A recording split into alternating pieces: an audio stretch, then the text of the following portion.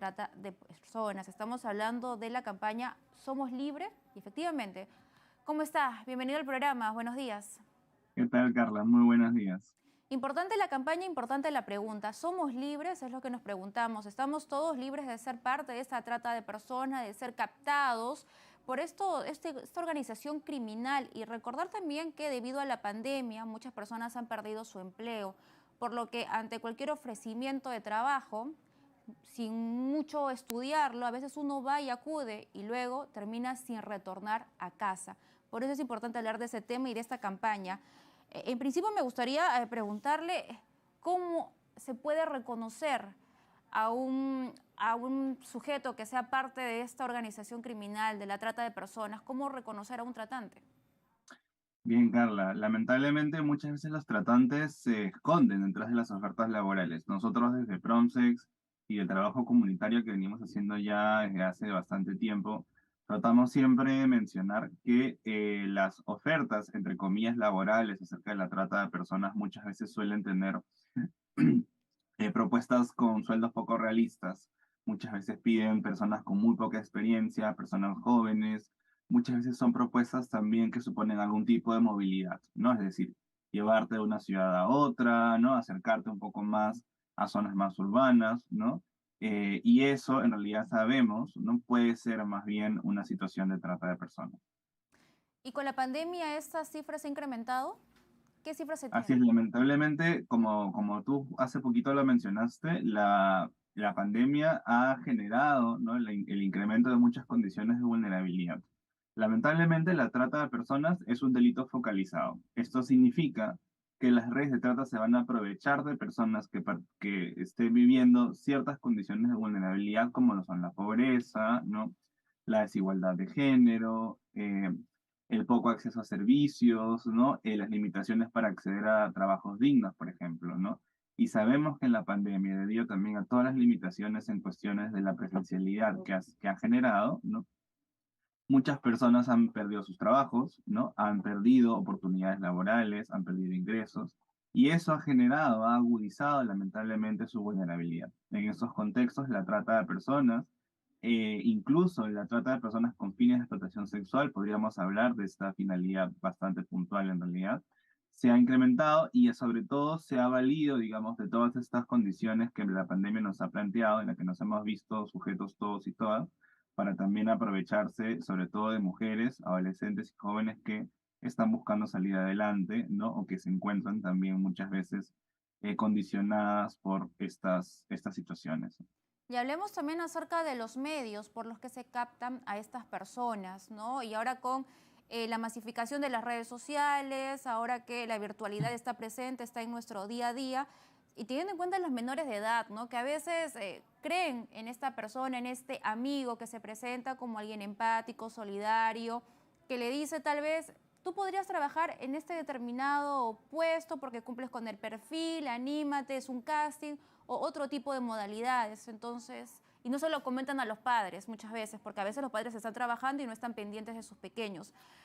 ¿Cómo reconocer, cómo advertir y cómo abordar este tema con los menores?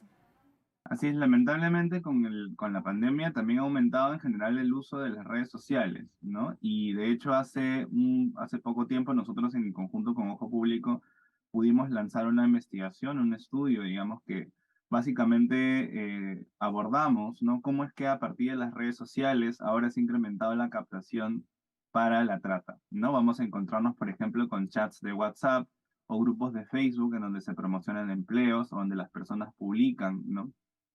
Solicitudes de empleo y nos hemos encontrado también con una importante proporción de estas publicaciones tienen que ver con trata de personas. Muchas veces se camuflan, digámoslo así, en propuestas para trabajar en restaurantes, ¿no? En cantinas, ¿no? En espacios en donde se suelen consumir alcohol, lamentablemente también drogas, ¿no?